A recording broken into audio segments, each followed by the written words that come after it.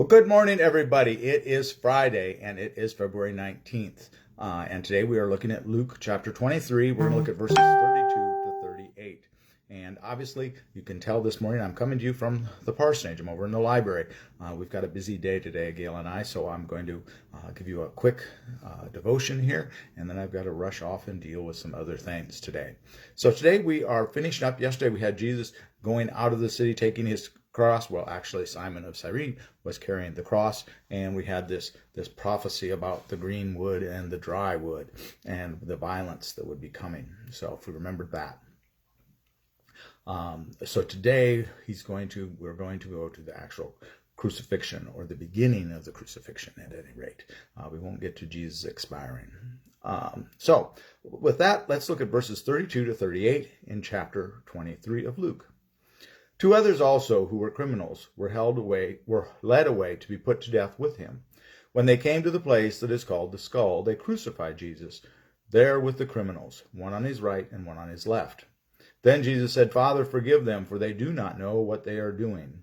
And they cast lots to divide his clothing. And the people stood by watching. But the leaders scoffed at him, saying, "He saved others. Let him save himself, if he is the Messiah of God, his chosen one." The soldiers also mocked him, coming up and offering him sour wine, and saying, "If you are the king of the Jews, save yourself." There was also an inscription over him, "This is the King of the Jews."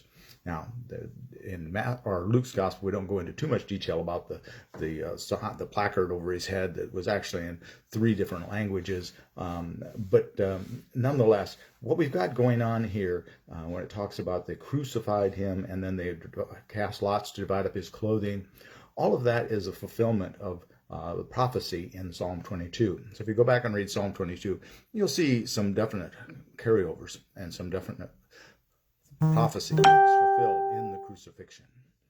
Now, the place of crucifixion, it's known as the place of the skull. It's Calvary. It's Golgotha. It's got many different names. In Israel, there are 2 different sites that contend to be the site of the crucifixion and the burial spot of Jesus, the tomb. One is the Church of the Holy Sepulchre. This is the most famous. It's along the path of the Via Dolorosa, and that's part of that tour. Unfortunately, one of the things that happens in the Holy Land, you have a holy site, and what do?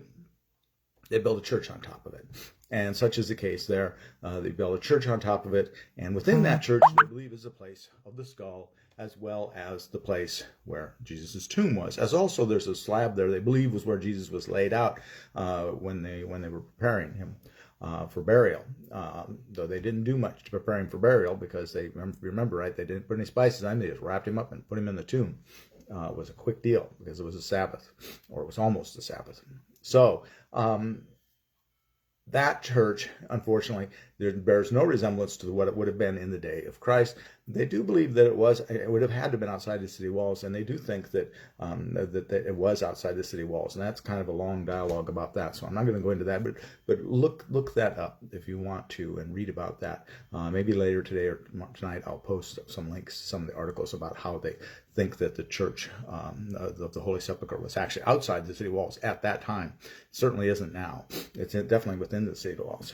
The other site is the Garden Tomb, and there you have a tomb, and you have an olive press, and you have the hill where they think was Golgotha, this place of the skull. And that has not been disrupted that as much. Let's put it that way. There's no church there. You can actually go into the tomb. It looks like a tomb. It is definitely a 1st century tomb. Whether it's Jesus' tomb or not, we don't know for sure. But it would much more resemble it than what we have at the Church of the Holy Sepulchre, which has been everything's been chiseled down, and edifices raised over the top of it. So there, and then also you have the hill nearby. So you can very much get much more of a sense in the Garden Tomb of what was going on. Here, though, what we've got going on, everybody's scoffing. I shouldn't say everybody. The leaders are scoffing at him. The soldiers are scoffing at him. Guess what? They're right along with all of remember Peter striking out with the sword, and some of the thoughts about Judas wanting Jesus to lead an armed insurrection.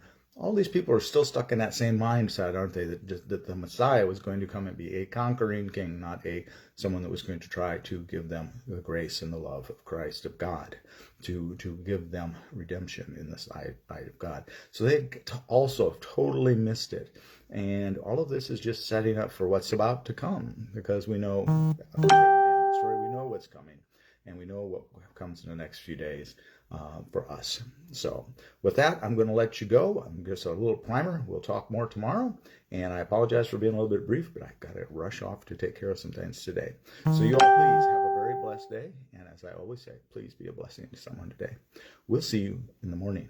Bye-bye. Oh, also I want to say thank you to all of the folks, Donna and Noreen, Sue, Tiffany, Laura, all of the ones that work so hard, Catherine, Clyde, Scotty, and all of those that worked so hard last night, Paul, with getting the soup supper going. It was great. I did really well, and Clint did a great job. So all of you, God bless, and see you all later. Bye-bye.